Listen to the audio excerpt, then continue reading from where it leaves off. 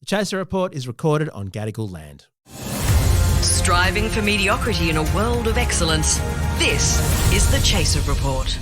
Hello and welcome to the Chaser Report. Dom Knight here with the delightful Andrew Hansen once again. It's been so pleasant having you for the past few days.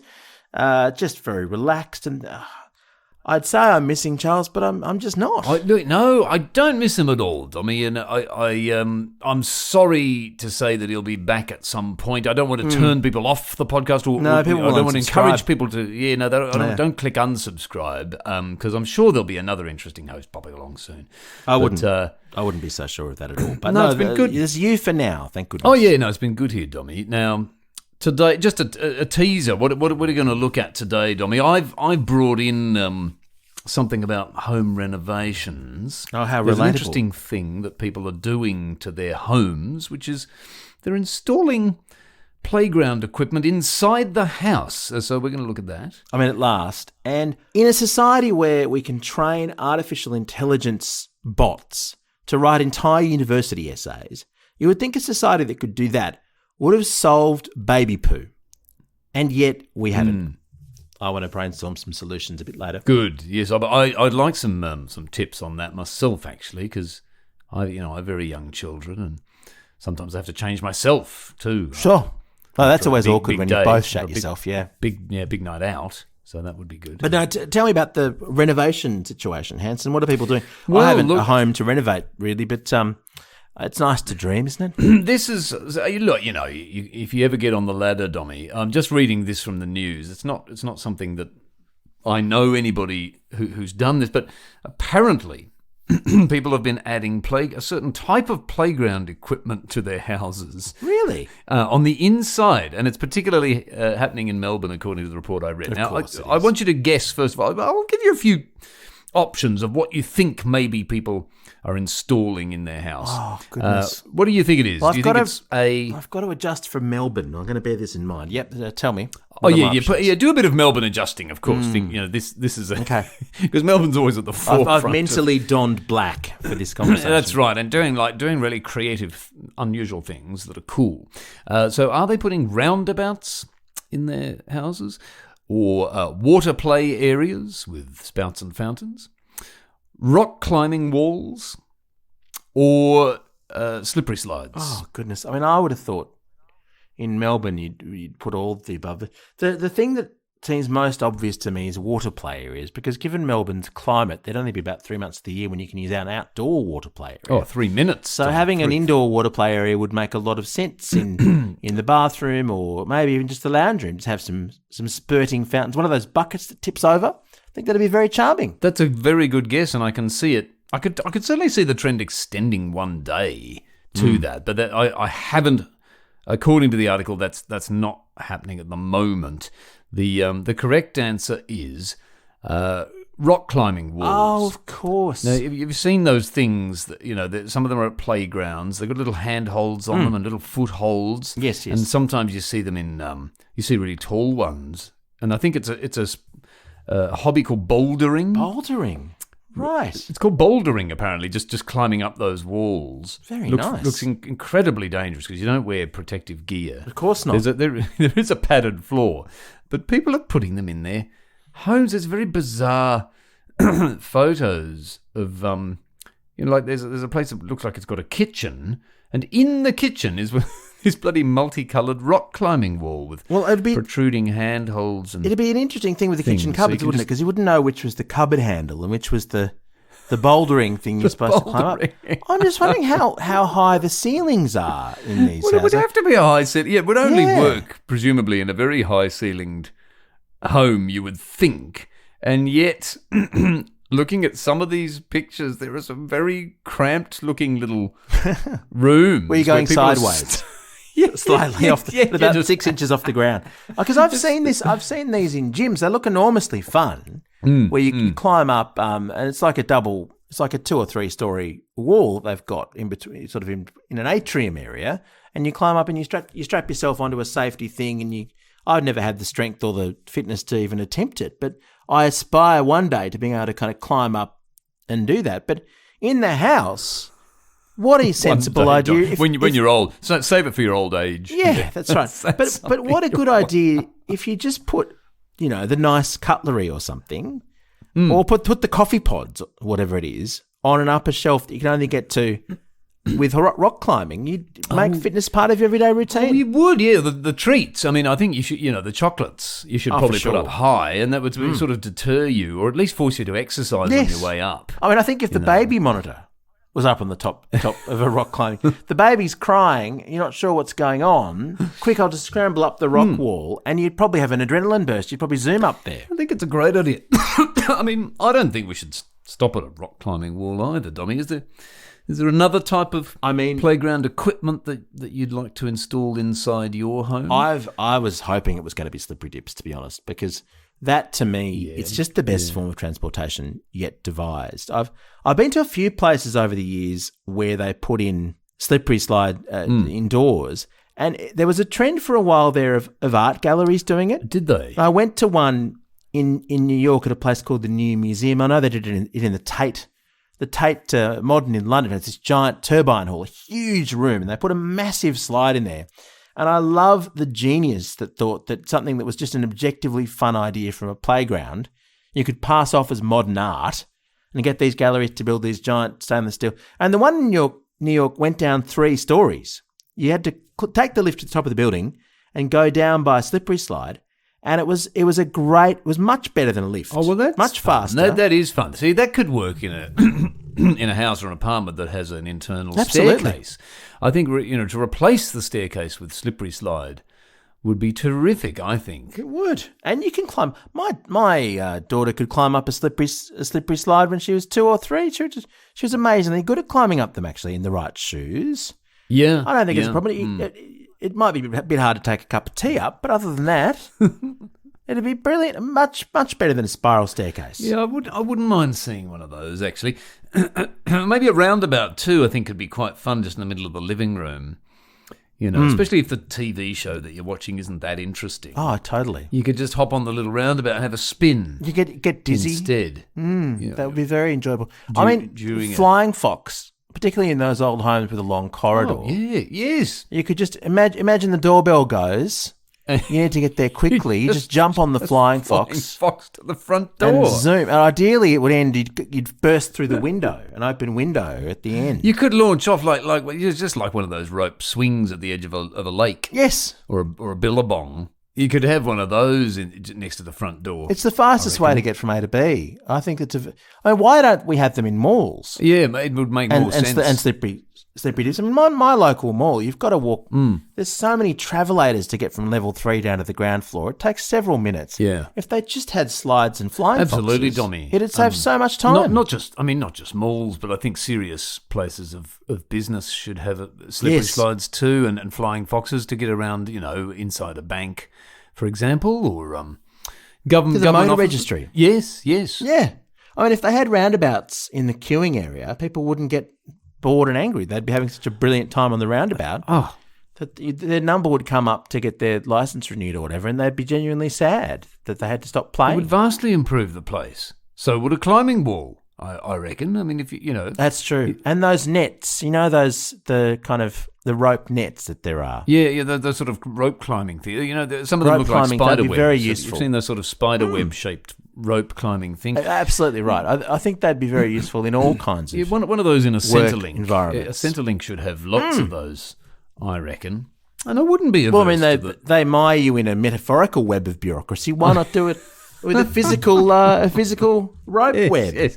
And the slide, as you can slide downhill again metaphorically after you visited the Centrelink.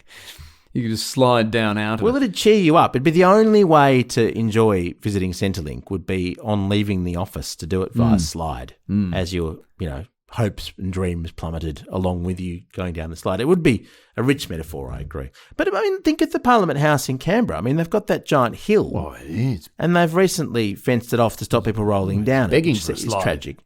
Begging that should have for a slides slide. on it. It's outrageous. It's the People's House.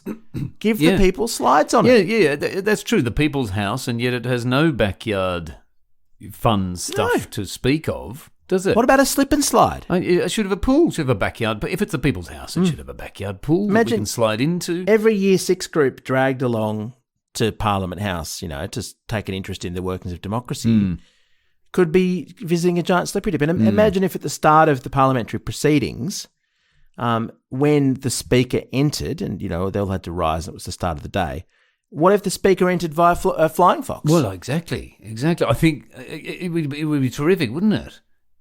I mean, it would certainly make people it'd be dramatic, more interested. but also formal. We'd be more interested, I think, in the democratic process if it was, largely run on playground equipment. I'd put them all in there. I think if you had to climb up a rope to get to ask a question in question time, no one would do a Dixer. Oh, yeah, it would definitely save that. If you had to ascend a climbing wall in order to ask a question. It would definitely save that, yes, and I think so. And if if you're proposing a point of order that you had to do it on a roundabout while spinning about, I think you'd command a lot more respect. Yes, and I'll tell you what, if the Speaker was evicting people, you know how the Section 10, they kick people out for poor behaviour. They had to go out of a slide. There was a little hole in the corner of the chamber, and you just had to, you were maybe dragged to it and just evicted out the hole. On the slide. That would make for fantastic television. On the slide. Yeah, onto the slide. The honourable member will repair to the slide and will not come back for 24 hours. So much better. It would be much better. The Chaser Report. Now with extra whispers. Well, as ever, Melbourne leads the way on this. Look, maybe you as a Melburnian can help with my problem, because the other day I don't know how many pooey nappies I've changed. It's probably in the thousands by now. And it just struck me that surely there's a better solution than just using the wipes and just. And I'm sorry to say we haven't done the cloth nappy thing. I know we probably should have, but we didn't bother with that. So that's a problem. Surely we need a more eco-friendly but also convenient way. Why are we still wiping our babies' bottoms? It makes absolutely no sense in 2023. Why aren't there robots to do it? Yeah. Or some other more efficient way of figuring it out? I'm all for that, Dommy. I mean, we have automated car washes for our cars. We do. So why not for babies? We should have with the little brushes. With those rotating brushes and sponges, and you can just put plop the baby on the entrance to the little baby wash. So let's call it a baby wash. And it's a sort of, it's shaped like a car wash, but smaller, I guess. I guess it would just be smaller. And they sort of get conveyed through, squirted with all sorts of soaps and whatever they need. That's right. A little rotating sponge for his little bum cheeks. Yeah. And then it automatically plop, folds him into a nappy on his way out. I mean, I've seen chocolate bar factories. They get wrapped automatically as well. So there's no reason that you couldn't wrap a baby in a nappy and a onesie. I mean, using a machine. The seamless transition from feces to chocolate bar factory is an interesting one. But it does make me think, actually, now that you mention it, we once stayed, I think it was a French bulldog. We stayed with a friend of ours had a French bulldog who regularly consumed its own feces. And it just occurs to me, would it be such a stretch for such a dog to instead eat the child's feces? I see. A varied diet's a good thing. Just bring the dog in. It's just milk in there. Come on, little. What are dogs called? Come on, now? Bailey. They're all called Bailey dogs nowadays, aren't they? Bailey, yes. Come on in, Bailey. Yeah, Bailey. And it's not nice, but it's in many ways just as. It's just if they're going to eat their own poo anyway, give them a more varied diet. I see that happening absolutely. I know chickens do the same thing. So maybe a flock of chooks in the nursery very nice. would also be helpful. You wouldn't even need to save necessarily a whole custom car wash setup. That would be the stylish version. But if you've got one of those washing machines that's top loading, couldn't you put a little harness on it? Yes. Just clip them into the harness and just let the washing machine do the rest. I mean, don't use a front loader. That wouldn't be very safe. But the twin tub with the door open, that'd be fine. I can see, yeah, absolutely. I mean, look, even a dishwasher with the door open on the top rack. Oh, yes. Just on the top rack, because they have that spinning arm that goes fabulous. And it squirts. It would be great. Water upwards. Give them a little breathing mask. Yeah. You could close the door. Well, you could if you had a little scuba tank on him. Baby scuba. Little baby. Have you seen, there's a wonderful pet store near us. We've got a dog. and there's a great sort of washing station where you put them in. It's kind of like a bath almost. And there's a spray. There are various sprays. You spray them with different.